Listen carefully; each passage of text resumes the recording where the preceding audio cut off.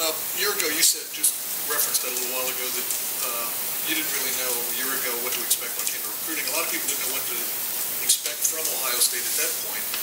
Like 5 minutes after the game ended Monday night, immediately people were coming out saying, oh boy, Ohio State, they're going to be really good, top 5 or whatever. Does that work against what you're trying to do with the players when people are kind of telling them, or they see perhaps how good everybody thinks they're going to be? Does it work against it? No, I'd rather be that than saying we're not going to be very good. And, you know, so those people say, would you rather be the underdog or the favorite? We'd love to be the favorite all the time. That means we've got a good team. So, no, I don't mind that. But that's where, you know, it's very important to us to have a real, I told you the mantra is going to be the truth. And they're going to get the truth in about, 2:30 this afternoon. And the truth is we're very strong in certain areas. We've made great strides in certain areas. Some of it phenomenal. I mean, there was some phenomenal improvement in performances this year. However, there were quite a few that were below average performances. So we got to get those fixed. And the saying is, if it's strong, enhance it and make it even stronger. If it's weak, fix it. And so that's where that word truth comes back in the play. Back right, play. Coach, you were quoted, maybe incorrectly, that you didn't think many Big Ten teams recruited the South. Is that still? I never said that. No. Do you see more? Do you see more of your rivals now when you're out and about, or is your staff in the South? In the South. I don't know that. I look at rosters quite a bit. There's quite a few Southern players on Purdue and some other rosters. I noticed that.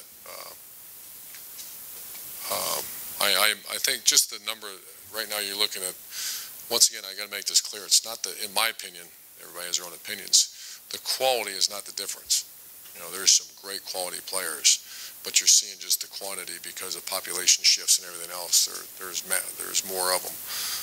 And year to year that changes. There's certain years where the state of Pennsylvania is just loaded, and then other years they're maybe not. Same with New Jersey, same with the Eastern Seaboard. So, but I imagine the entire country is recruiting. You start going to Texas and some of those areas are just the masses of players are there. Last question, Brandon.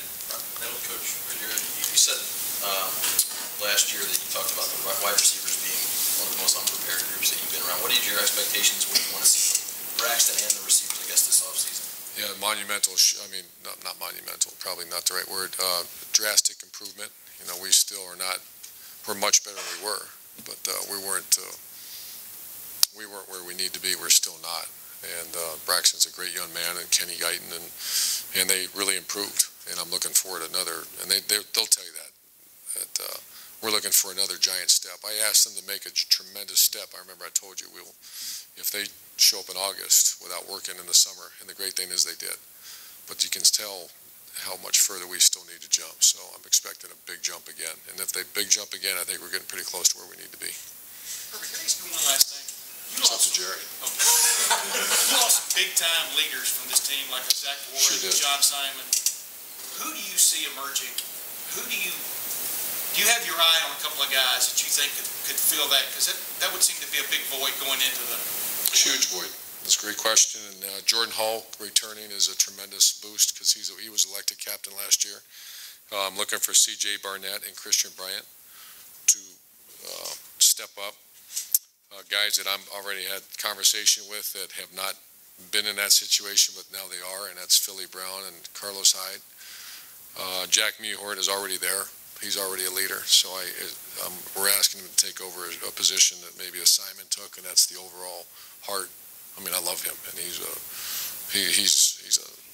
tough guy. Shazier is a name that has always been kind of that young linebacker. Guess what? He's not a young linebacker, and he's earned it. He played very well through injuries the last half. So that question right there occupies a lot of my and Mickey Maratti's time and thought.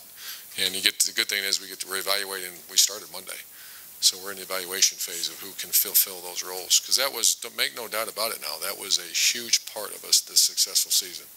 It was the leadership of a John Simon, but it's also the developed leadership of a Zach Boren, of a Goebel, Sabino, and many others. Thank you.